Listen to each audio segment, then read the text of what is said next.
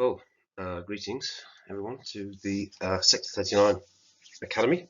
Um, I'm going to do a presentation called Small and Slow Solutions, and this was the title that we gave to the book, the sort of textbook which we generated over a period of 3 years of working with our local high school and across our local community. We took the Paris Climate Agreement as our starting point. I thought, let's not bother arguing about the science anymore. 2015, December 2015, every country in the world signed this agreement. Let's think about the implications of that agreement and how we might go about trying to achieve it. And the metaphor, really, we thought about, and wonderful cover picture, which we have to thank Paul Stocking for, from our local allotment community, whatever. Anyway, this is a starling. This is you. This is you as an individual. How do we as individuals affect change? We live in this enormously complicated world that we feel it's very easy to feel very disempowered in as a member of. But we're reminded that when those starlings, this is what we call a murmuration of starlings. What a wonderful adjective that is. And what happens is that when you see the way that they behave in the sky is there's no leader, there's no individual starling deciding what to do, but they're all reacting to the same sort of sets of stimuli and responding individually, but in a way in which creates these absolutely stupendous patterns. And this, for me, is a metaphor of how individual actions might seem irrelevant, might not seem insignificant, rather, but if you multiply that individual action, you multiply that by a very large number, like however many 155,000 starlings there are in that picture, and there are because I counted them, then it creates very significant patterns. And this is a metaphor for how I believe we can change the world, how we are changing the world. The world is rapidly changing, and we have to feel more in control of our destiny. And understand that even though our individual actions might feel insignificant, collectively they are not insignificant at all. And the more we, if you like, coordinate our actions, and in some way, if you like, the starlings is they're all operating on the same operating system. They're responding to the same stimuli, but because they're individuals, they're all doing something, their own thing. But together, it creates a coherent pattern. Well, that's kind of my metaphor for permaculture, for change, for how we are changing the world and how we will continue to shape the world to create a world that we want to live in. Now, I've spent quite a lot of time teaching about this Paris Agreement. Some people still like to say things like, oh, it's too difficult, it's impossible to achieve and stuff like that. What I just have to say is, I remind everybody that this actually is a compromise between science and politics. And the scientists are saying we need to get off carbon, we should get to zero emissions as quickly as possible. And the politicians and economists have said the fastest that we could do this is 30 years. And to get onto the right pathway, we have to halve our emissions in our first decade. So we'll come on to that a little bit more detail. It's just, is it really an emergency? Is it really that bad? What is it that's actually being said? Can we see through the confusion of it all? And is permaculture really the solution, or why is permaculture seems kind of small and irrelevant compared to this enormous problem?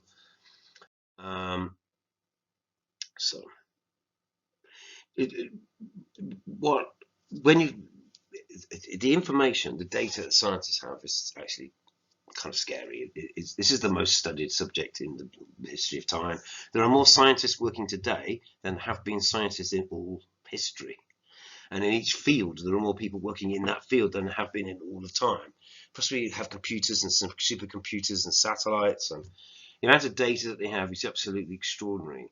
And that when you look, whether you're looking at the rings of fossilized trees, or whether you're looking at the sediments in the bottom of the Atlantic Ocean, whether you're looking at the ice bubbles trapped deep down 2 miles down into the Greenland ice cap, is you get the same picture. You get the same data is reflected in all these different ways, which is, yes, the global climate has always changed. Yes, it's always fluctuated.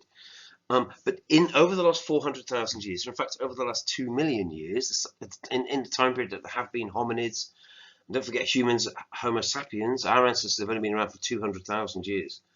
The amount of carbon dioxide in the atmosphere has never gone above 300 parts per million, not in all of the time that us and our ancestors have existed. And sometime in the 80s, it crossed the 300 parts per million mark, and it has shot up. We're now at 415 parts per million. We're still on this exponential rise. So when people sort of say, "Is this an emergency? This really is an extraordinary situation," and the answer is yes, yes, it is. And we're completely doing an experiment on the whole planet because we've just have no idea how this actually is going to play out. And the only thing that we can know that gives us a chance is to get this back down to certainly below 350 as quickly as was possible. And maybe that if we could achieve that this century, then we've solved the problem, right? But to get there is going to be really, really difficult. So the Intergovernmental Panel on Climate Change, IPCC. Who are these intergovernmental bodies? Who convene them? How? Why should we even believe them? Should we trust them? Everybody's very cynical nowadays, and maybe rightly so because we've been lied to so much. But let's go right back to the beginning. And I'm going to introduce you to this gentleman, Sir John Houghton. And sadly, coincidentally, Sir John Houghton passed away yesterday of COVID-19. He was 88. He's lived his life. He's done his work. It's still sad to lose him. I'm going to talk just a little bit about Sir John Houghton because I want to personalize this and take it away from this just like men in white coats scientists and go, Sir John Houghton was a Welshman. He was born in Rhyl. That's our country. That's North Wales. That's our part of the world. And he was a scientist, and he became the chairman or co-chairman of the IPCC in 1988. I'm reading off my screen. And he maintained that position until 2002 when he retired. And he retired to Abu Dhabi. And Abu Dhabi is a little Welsh fishing village, which is 8-9 miles from the Centre for Alternative Technology, the Canolfan y Technoleg Amgen. And that is one of the leading environmental research organizations in the world, really. And CAT have been a living sort of ecological experiment since the 70s. I spent 7 years working there, and I learned an awful lot from them. And I left there in 2002, which was, I think, the time that Sir John retired. He moved to the area. We heard him speak. We met him. He was a very humble man, very gentle, softly spoken, but very determined and very clear that we are in very, very dangerous territory and this accelerating picture. Now, back in 1992, based on work that was coming out of organizations such as IPCC, the world global community convened a summit. They called it the Rio Earth Summit, and it was held in 1992 in Rio de Janeiro in Brazil.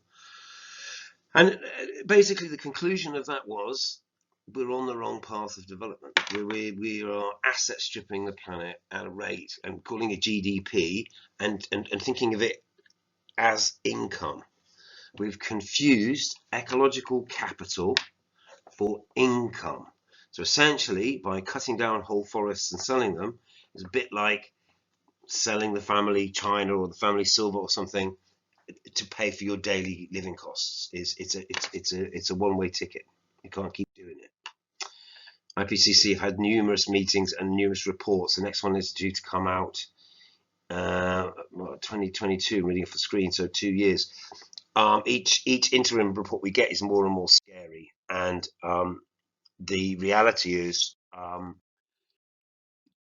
the transition we have to make is well,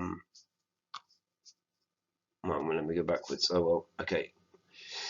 Look, the transition we're going to make is a very, very steep curve, and we've got to not just collapse our emissions over 3 decades. We've got to invent this blue line, which is carbon capture and storage. The whole technology doesn't exist, because at every time politicians and scientists have got together, politicians have said, "Yeah, but we can solve this with technology."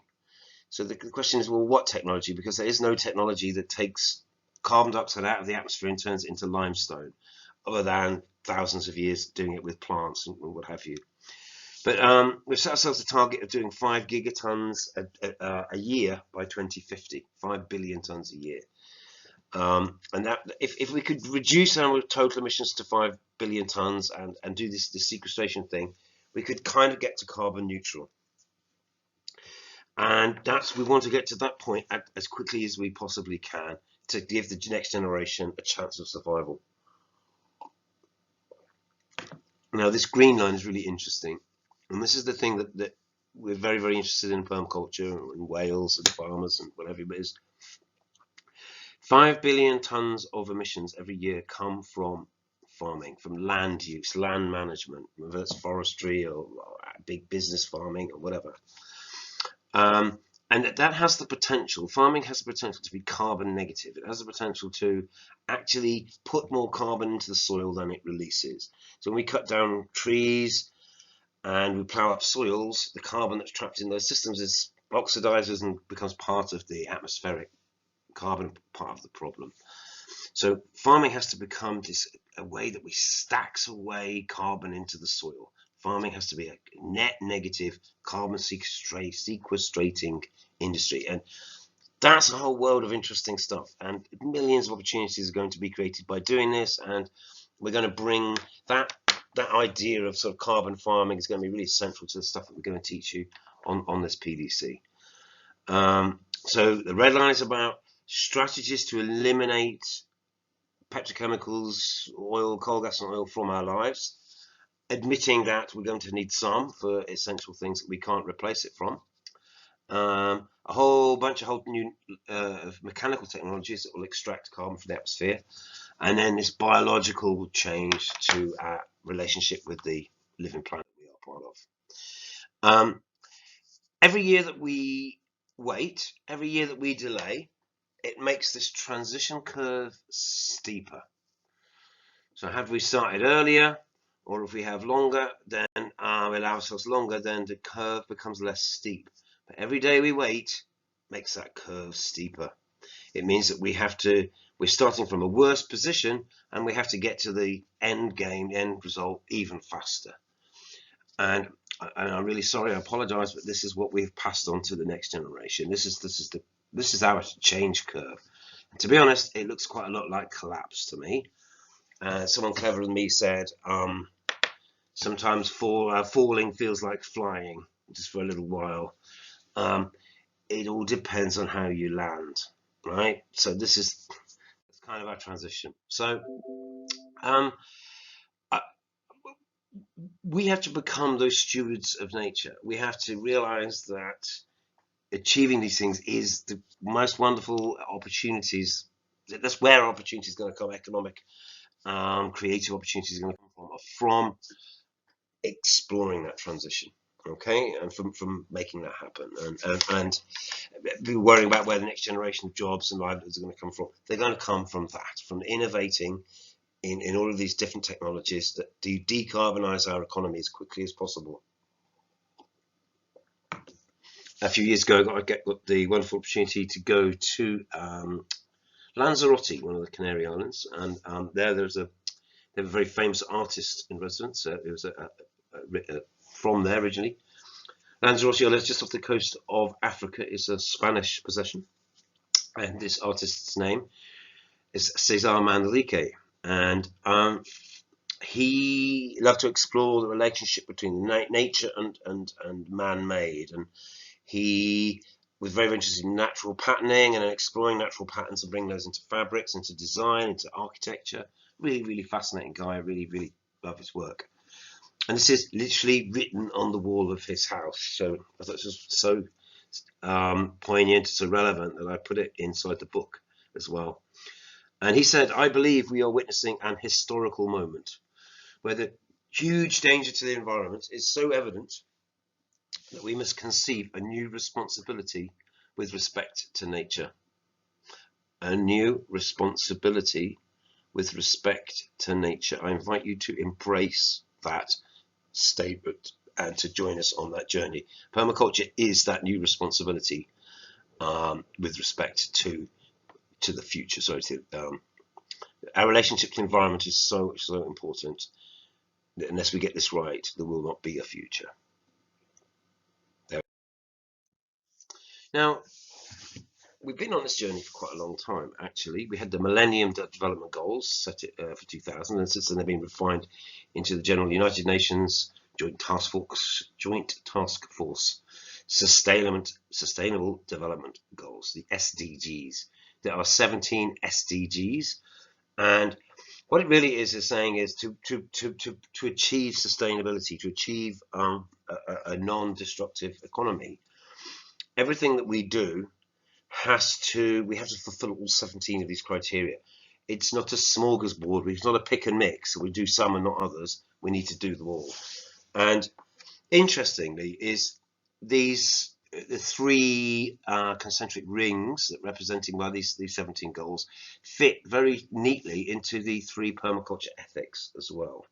So I think this is very interesting. And again, this is the power of permaculture, the power of what's so important to be able to go forward to face the challenges that we're facing is that we need to be unified. We need to have a common set of goals. We need to have a kind of a vocabulary, conceptual vocabulary, which allows us to talk about what we're doing and understand how it all fits into the bigger picture. So let's look at these 4 at the bottom, the biosphere. Look, we have to recognize that we're a subset. Everything that we do, economy and society, is a subset of the living system that we're part of. The air we breathe, the forests, the water, the food, the soils. If we don't maintain those things, then there is no possibility for economy and society. Without air and water, we have nothing. Air the air is purified by the plants. The rain is purified by the soils. The soils are nourished by the water. The plants take up the water and create our fertility. All these things are totally interconnected. So we can't separate out one and say, well, we'll sacrifice the seas, but we'll, at the expense of the rivers. Everything's connected. So we need to think about these ecological, environmental limits. So again, it's a very important concept in permaculture, but nature has limits. You can only cut down so many trees before the forest system collapses. You can only pollute the water so much before it can't sustain any life at all anymore, and then it can't clean itself. So everything that we do has to be a subset of this healthy natural world, and within that sits the economy, the individual decisions that we make as people, and about our consumption. In permaculture, we talk about how we meet our own personal needs, actually, and we also understand that for everybody, their first objective is to feed themselves. That's what we're aiming for. Your permaculture is saying is your first objective is to meet your own needs. Now, it's not selfish. It was only selfish if you meet your own needs and then carry on taking resources more and more and more than what you need. Okay, so very simple example. If you've been on a jet plane and they tell you that little safety thing, that safety talk they give at the beginning, that they always say is, in the unlikely event of this plane depressurizing, an oxygen mask will descend in front of your face. Simply bring it onto your face and put the strap on and start breathing. Put your mask on first. Do not attend to your children or your elderly mother, but whatever. Do yours first, and then because you're now breathing, you can help the people around you. If you selflessly help other people put their masks on, you go blue in the face and you pass out, now they've got to look after you, right? So this is the beginning point for permaculture. Is this such an important idea? Is we're all trying to meet our own needs. But you don't need 2 oxygen masks. You only need 1. So set limits. And then once you've met your needs and you've set limits, you can then invest whatever surplus, time, energy, resources that you have into supporting people around you. Firstly, maybe your own family members and your own community members or your colleagues at work, but ultimately wider society. So as individuals, our economic decisions sit within this wider society. And look, when we look at what the actual SDGs are, number 1 is no poverty. Whoa, that's just one of the 17, right? First target, no poverty. Okay, No problem with that then. We'll just be doing that then. Number 2, no hunger. Number 3, healthcare. Number 4, education. Number 5, gender equality. These are enormous things. But this is the point. To solve our relationship with the biosphere, we have to solve the conflicts within our relationships with each other. And to be able to have a really sustainable economy, we have to stop being greedy. We have to recognize that consumption is not a goal in itself. All you need to do is meet your own needs. And I don't want to live in a totalitarian society. So I don't want to. The only person who gets to say what your needs are is you. I'm not going to tell you how many shoes you need, how many pairs of holidays, how many holidays you're entitled to. You decide that for yourself. But set limits. Don't be greedy. So this is how we say it in permaculture: is you meet your own needs first, but you make sure that there is a surplus left over. So if you can't meet your needs and create a surplus, you do not have a possibility to be sustainable. So therefore, you need to redesign what you're doing. You need to make changes. Okay, and that's the journey that we're on. It's redesigning our own individual lives so that we can be sustainable. We can then create a small surplus, and with that surplus, we can invest that into society and into the biosphere to help that wider sustainability picture happen. That's how we're going to do this. Okay, that's the core. These are the permaculture ethics expressed by the United Nations SDGs. We could go on a lot, but I'll move on. So permaculture author, again, sadly passed away in 2016, Toby Hemingway. I think to date still the largest selling author of permaculture with his book Gaia's Garden. And I thought it was very useful, his analysis. And he said, look, after 92, after the Rio Earth Summit, we were given this word sustainable. So after 92, our goal was supposed to be to achieve sustainability. And that's because we were somewhere way down here with an economic system that's just about digging holes in the ground, creating stuff that people don't need, use it quickly, throw it away. A destructive, degenerative, and really not sustainable economy. So from that point of view, from way down there, and I throw away culture, low impact things and green things look like vastly superior. So we started to try to move into this direction of embracing greenness. What Toby pointed out is that sustainable just means that you've got barely enough to continue. So let's say if he cracks the joke, makes the observation, someone said to you, well, how's your marriage? How's your relationship? And you were to say, sustainable. It's not exactly a great endorsement, is it?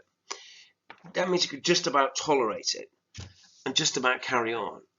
So actually, sustainable is, this is how Toby puts it, sustainable is the midpoint of a continuum that has, maybe moves to infinity in either direction. But sustainable then should be the minimum that we're aiming for.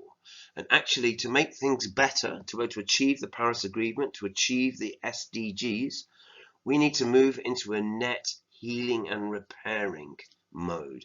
We need very smart use of natural materials and energies, and we need to understand that the overall goal of GDP or whatever of economic activity is restoration and regeneration. We need every year to have more trees, more soil, more microbes in the activity, more carbon in the soil. We need to protect and enhance the biodiversity. So we're on what Professor Johan Rockström calls a transformational journey. He says, friends, I welcome you. Join me on this transformational journey beyond sustainability towards restoration and regeneration. That's what we're here to do. That's what we have to do. Nothing less than that is going to be enough.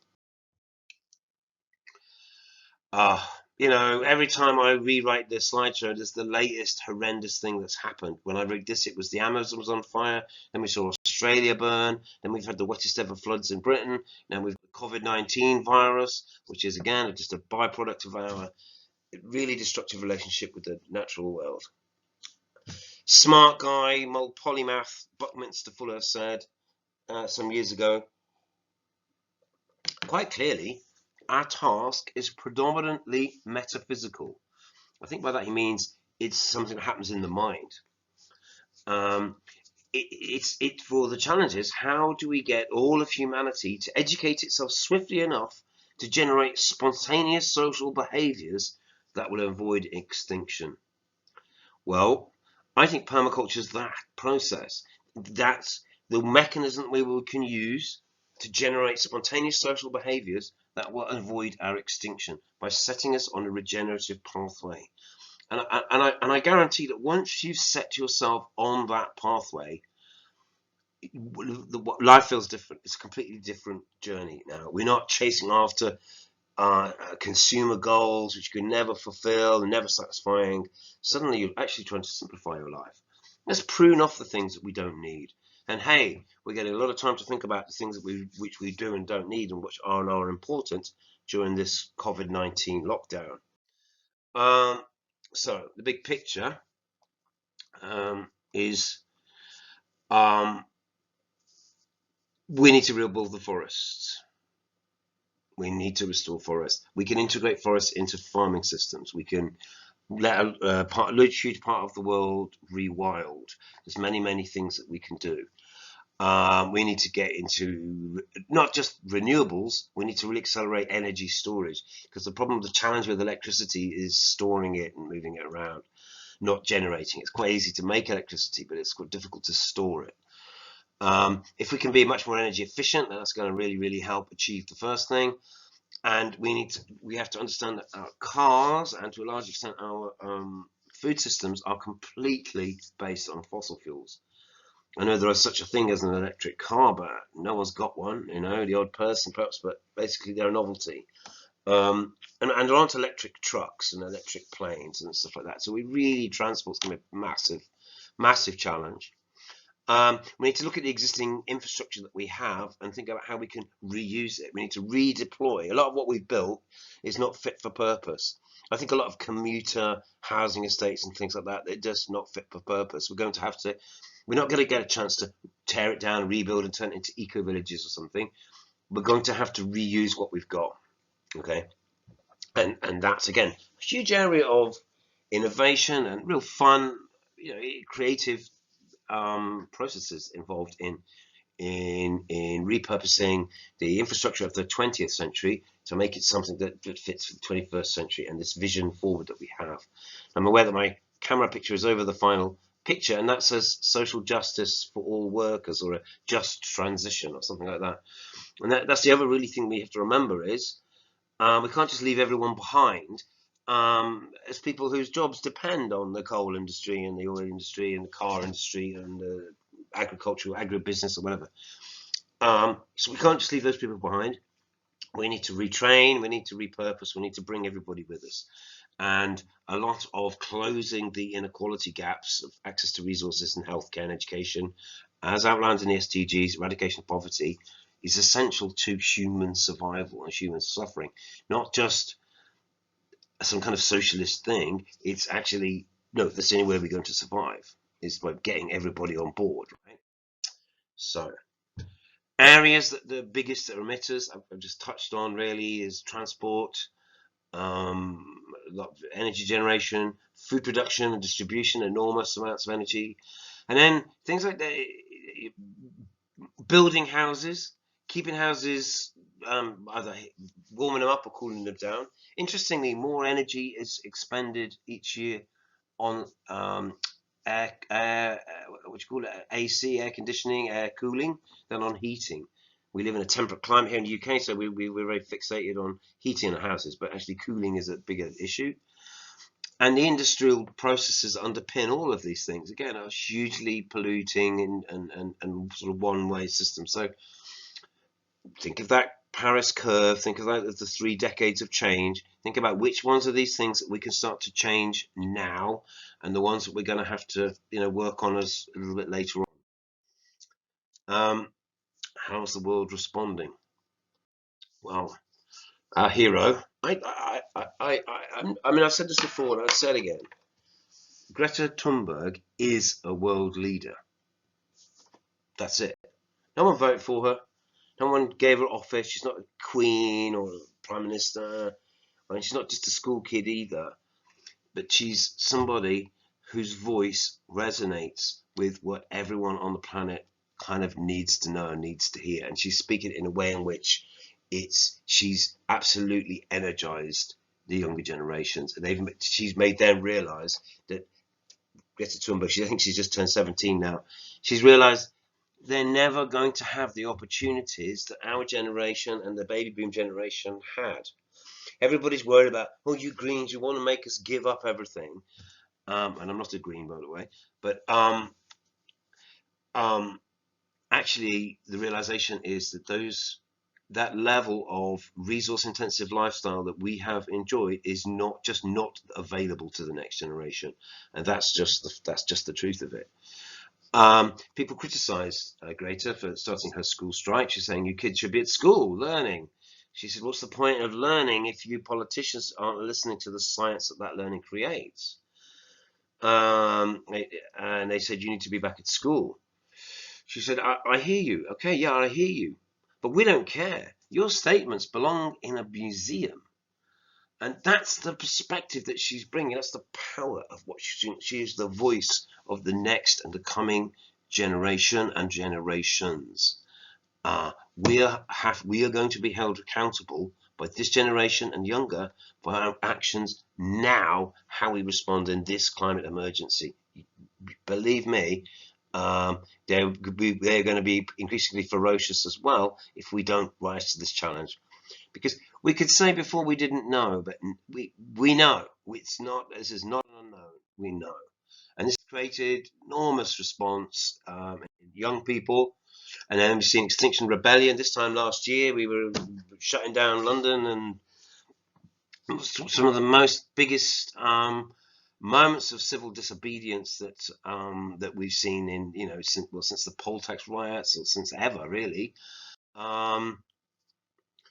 This is Finley. Let me introduce you to Finley, this wonderful young man here. I think he's 18. This time last year when this photo was taken, 18, 19. He's fighting for his future. That's him being arrested by 4 police officers in London for climate protest. And there's just something about the serene look on his face, the confidence in his look. There's the sun shining on him like a cherubic sort of figure. He's on the right side of history. He knows he's in the right. And these people around him know that they're in the wrong. They know that this change has to come. So there's something very, very powerful in that image, and I thank I forget the name, but I was given permission to use that, and I'm very grateful for that. Thank you. So this is Bill Mollison. Bill Mollison was the co-author of the original Permaculture book, Permaculture 1, which he wrote with David Holmgren, who was actually one of his students in university in Tasmania, I believe. Bill said this. Bill also passed away in 2016. He was very, very alarmed, very concerned for the future of humanity. He started thinking very deeply about these issues in the 60s and 70s, and was the author of the first, say, permaculture sort of concepts. And he says this: there is one and only one solution, and we have almost no time to try it. We must turn all our natural resources to repairing the natural world. All of our resources to repairing the natural world. And train all our young to help. They want to. They need to. We need to give them this last chance to create forests, create soils, clean water, clean energy, secure communities, stable regions, and to know how to do it from their own hands-on experience, because that's real knowledge is when you've done it yourself. And again, it's a permaculture design course. What we teach, what we try and specialize in, is to give people the ability and the knowledge to be able to create clean forests, and clean soils and waters and clean energy. It's all possible, and it's not even that difficult to learn. So small and slow solutions, how do we set this in motion? And so I subtitled the book, Unleashing the Creativity of the Climate Change Generation. Because we've also got to realize there's millions of billions or whatever stuck in the mud, old fogies who can't be bothered to change or to listen to and receive new information. But there's also millions and billions of young people coming up going, realize this is the only future we're going to have. And our challenge, perhaps from my generation, is to think, what can we do to unleash that creativity of those kids? And I've got loads of ideas about that, and I want to start a really big conversation about how to harness the energy and ambition and drive of the younger people to transform our society. And that's what Smaller Social Solutions, the book, is about. I think permaculture is the tool set we can use to achieve that, and I'm here to tell you we can do it. We really can, but not by being half-assed. We're going to give it everything we've got. I'm here to do that. I've been actually, so not getting too much into my personal story, but I was paying attention. I did a degree in sustainable development in the 80s. I've been paying attention to this stuff my whole life. In 1992, after the Rio Earth Summit, I started a teaching job in teaching economics in Reading. I got to 94 and I realized that wasn't going to be enough. So I quit my job as a climate solution to work full-time in permaculture 26 years ago. So I've been maybe on the leading edge of this in some ways, but I want to be able to create massive whole ecosystems that the next generations can follow into. The things that we need to do include planting trees. Now, I live in Wales. For the last few decades, Wales has just been turned into a monoculture of grass. We produce cows, milk, and a lot of sheep. And although that's been our economic sort of tool, what that's done is we've lost about 90% of our biodiversity in the last 30 years. It's been a disaster in terms of ecologically. And what we need to do is to come back in and bring back some diversity into these monoculture systems. And one way we can do that, not just individually, but trees as communities. Trees, think about forest gardens, thinking about how we can create dynamic environments that create lots of habitat and help protect wildlife and give place for the insects to lay their eggs and feed the birds and etc., etc., etc. So here's our community garden. Again, is think of the metaphor of the murmuration of starlings. One tree ain't enough. But when we start planting lots, we get woodlands and forests. We could slowly restore the complexity in landscapes that we've lost. Understand that the more edges, the more little hedges and trees and ditches and ponds, the more opportunity there is for wildlife to be within it. And here's the thing, that wildlife that lives within our agricultural landscapes is what regulates what otherwise might become pests. So the more wildlife you have in your system, the fewer you might, the much less need you have to fight nature with chemicals and warfare and chemical warfare, which is essentially what we've been doing.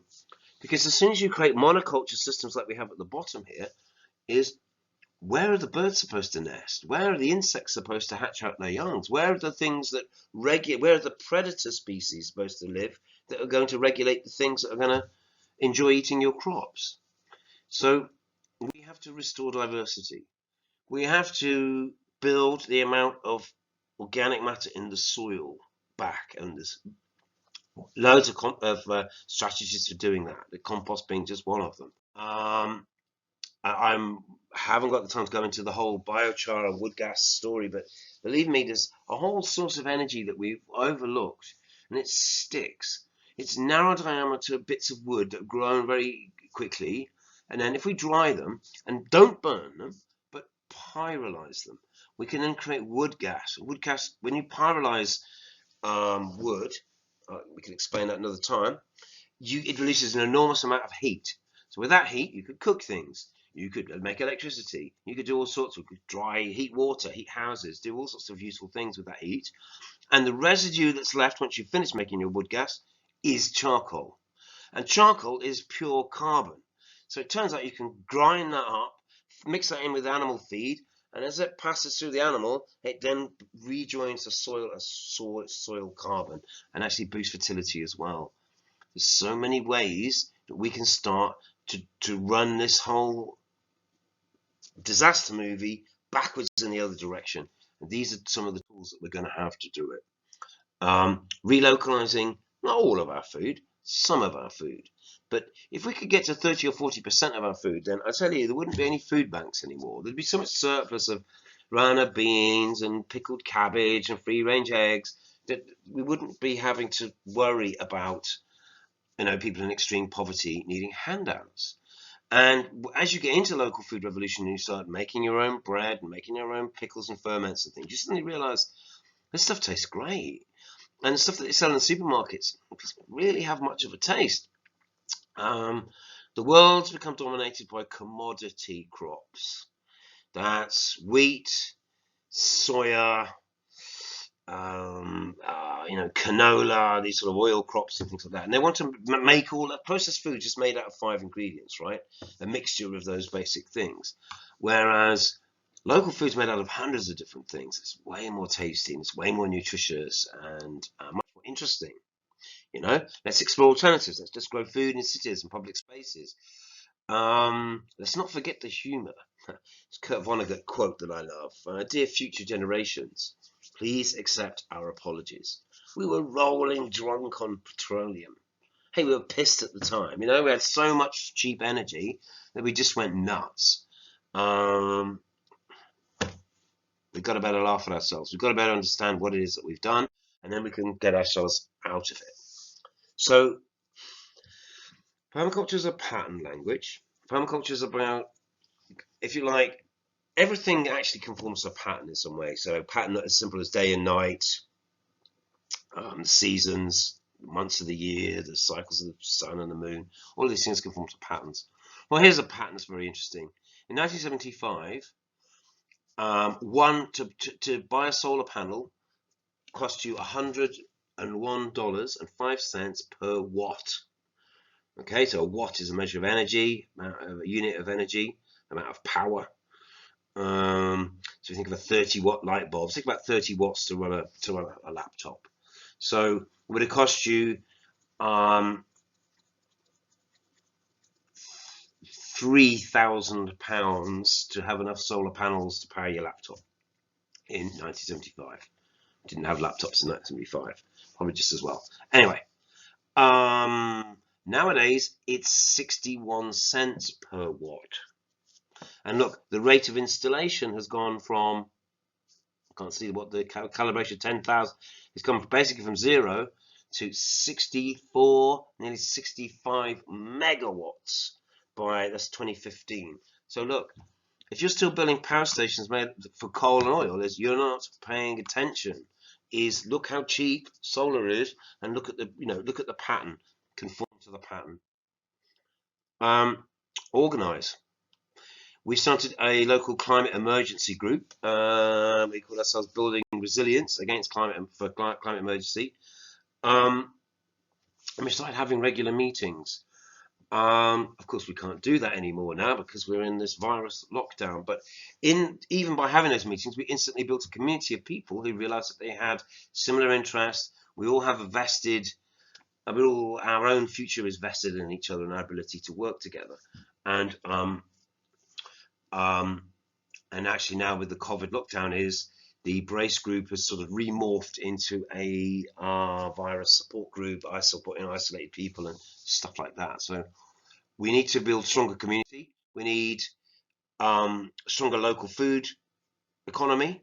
We need stronger communities, a stronger feeling of togetherness and mutuality between sort of adults and what have you. And we need to bring children into this mindset of positivity or creativity, and to involve them in building this regenerative future that we absolutely have. So we've been very inspired by we're very lucky to be in Wales, in Cymru, and a small nation of only 3 million, just over 3 million people. But we have an inspirational government which were only convened in, I think, 1997, and they put in place the Future Generations Act, which is this way of framing development through very similar things to the SDGs, thinking about how everything that we do now, how is that going to impact on future generations? This is essential.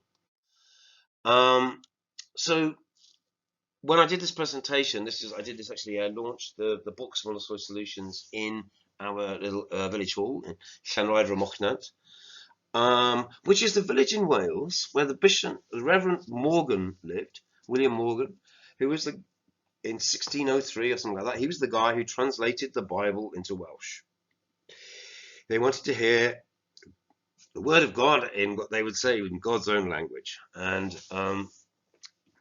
so it was something that resonated about being in Clonrider, talking about these global things. I thought that was interesting. And I was working with my colleague Gerald Jagway from the Permaculture Research Institute of Uganda, and we were very happily had him come and stay with us for some weeks, and he was there part of the launch. And he wanted to put these ideas into a global perspective, and he's from Uganda, permaculture, which we have big, strong relationships with Uganda in Wales, and so we want to put that into a global perspective.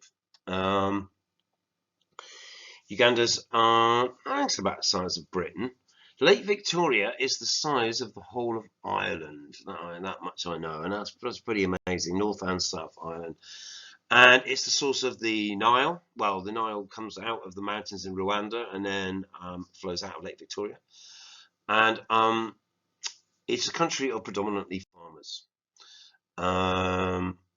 Winston Churchill called it the Pearl of Africa.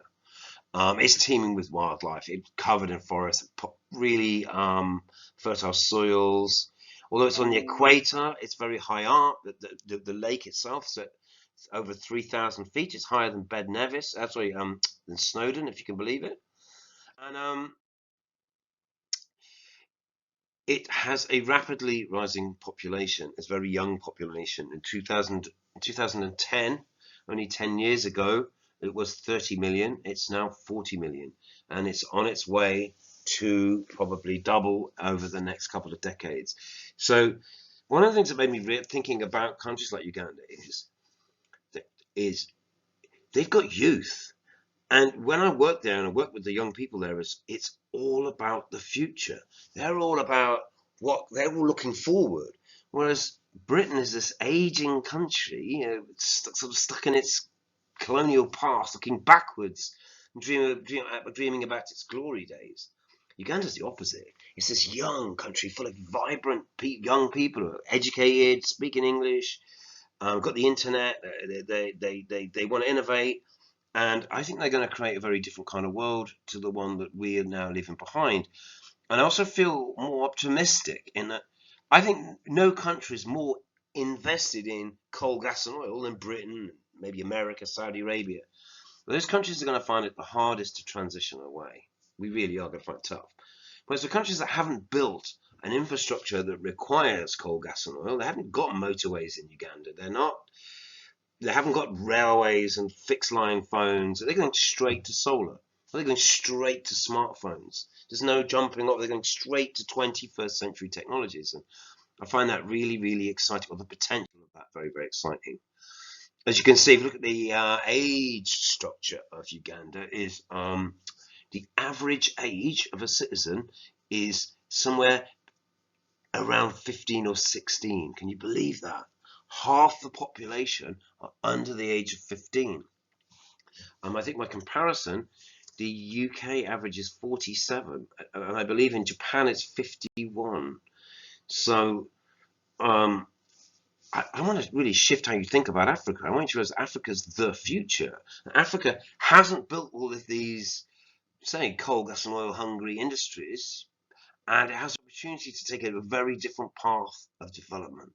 But unfortunately, as the population has grown, the percentage of forest cover has dropped drastically from 14% to that goes back in we're going back 100 years to 4%. To what have we got here? Less than 4%. This is just terrifying. Uganda's lost all its trees, and we are very, very keen to put them back. And we're working with many, many people. I took this photo inside Murchison Falls National Park. So this is one of the protected areas where there is still wildlife, elephants and giraffes and what have you. These lorries are loaded with charcoal. So this is charcoal that has been harvested from within the national park.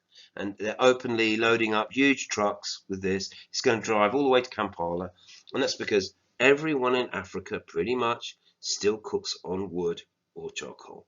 They don't have electric cookers, they don't have that kind of infrastructure, don't have those possibilities. Everyone's just got outside, got a few sticks and cooked on them. Well, that was fine when the population was low and there was still a lot of forest cover. As the population doubles, the forest cover halves. We're creating a death spiral. And if this is what's coming out of the national parks, that just kind of shows the rate of erosion that's going on. There's 2 million refugees in Uganda as well, coming into undeveloped areas, and the impact that that's having on the bush is just absolutely staggering. There are solutions, there are strategies, there are ways forward. We need to understand that. Hey, this is one of the one of the things that we did. This was our team, our permaculture training team in 2018. Pretty much all the white faces are from Wales, and the non-white faces are from Uganda and Kenya. And as Sector 39 is evolving and developing, we're going to become an increasingly, you're going to see fewer Welsh faces and much more African faces. But it's like, this is the knowledge transfer. We created a learning space in 2018, went on for several months. We had 2 young volunteers coming from Wales who are embedded within a school for 3 months. They helped set up and prepare. They worked alongside Ugandan counterparts. And then we came out with a team of permaculture specialists and designers, carpenters, growers, teachers, communicators, and ran a 2-week, 3-week learning space within a school in Uganda. And we followed it with the first East African permaculture convergence. And we've brought together, tried to ignite, if you like, a process of ongoing change to spread insights from, across the world. Because my permaculture journey began in Zimbabwe. I didn't come across it in the UK. I had to travel halfway around the world to come across it there. And that's sometimes the way that ideas spread. Here's us working with a high school in a place called Busoga in Uganda, their permaculture group. And there's the Sector 39 training team, 2018. That's us in Bidi Bidi refugee settlement, or Margie, or somewhere up in the north of Uganda. And what is the root of the Permaculture Academy, is I've realized is, so there's me in the middle. I trained Han behind me and Grace. We worked together for several years in Wales. We've come over and we've run courses in Uganda. And then we found, amongst the people that we've trained, we found people who are fantastic teachers and trainers themselves. So if you like, we've tried to replicate or create opportunities for them to move into the, to do the things that we were doing, to slowly replace ourselves. So what you're looking at there is the core of what is now the Sector 39 team East Africa. And what we're now building is the academy, is so that we can now create a sort of peer-to-peer learning and support structure, so that we can all pass on what we know and suddenly expand and create a huge training team that perhaps can work respond to all the different kind of challenges and opportunities that are going to come as we move forward.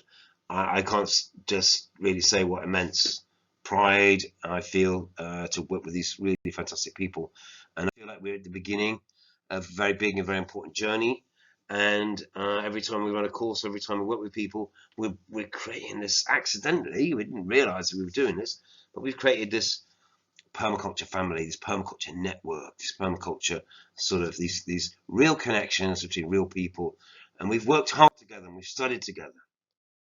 We've learned about coppicing, fast-growing nitrogen-fixing trees. We've looked at different strategies and techniques for building soil carbon, holding water, composting, plant guilds, really going out into villages and exploring how to communicate these ideas in different contexts. And on it goes. This is the beginning, really. So, yeah, concluding thoughts. We're all in this together, guys. One people sharing one planet. Homo sapiens, planet Earth, that's it. All these ideas of nationhood, races, and different countries. We've made all of that up. We are all swimming around in the same little bit of water and air, you know. And I think again the virus has made us realize is we're all here sharing the same system. Climate change knows no geographical boundaries. Well, COVID virus knows no geographical boundaries either. But think about this. No action is too small. If you could do something positive, creative, and learning, then it can be, if it works, you can scale it up. Now imagine if we could engage, the world population, so what is it, 6 billion, 7 billion. If we could engage everybody in doing something, even if that was really small, and really feeling insecure, like just making a little bit of compost or planting a tree, you multiply anything by 6 billion, you get a big number. Okay? So this is how we do it. We start small, we go in this together. So this is the work of the One School, One Planet project. The project was funded for 3 years by the EU and the Welsh Government through Paris County Council. We're very, very grateful for the support that we had in this, and we feel that it's got us to the start point, to the beginning of our next really phase of work. And we spent a lot of 2019 tying off the One School, One Planet project, finishing that, writing the books, writing the sort of documenting the process, and then that now is the seed that is now going to become the Permaculture Academy. And the idea of the Sector 39 Permaculture Academy is to cultivate and work with everyone that we've come in contact with. Not lose those connections, value the contributions of those people, support them in any way we can with small amounts of whether information, knowledge, maybe little bits of money, work, opportunities to contribute to other courses, attend conferences. That's how it grows. So we welcome you very much to join us and be part of this. You can contact me on Twitter. I'm Mr. Jones to you, or Sector 39 is our domain name. And yeah, get inspired, people, and share your ideas, share, and really look to the younger people and realize that this is their future, this is their gig, and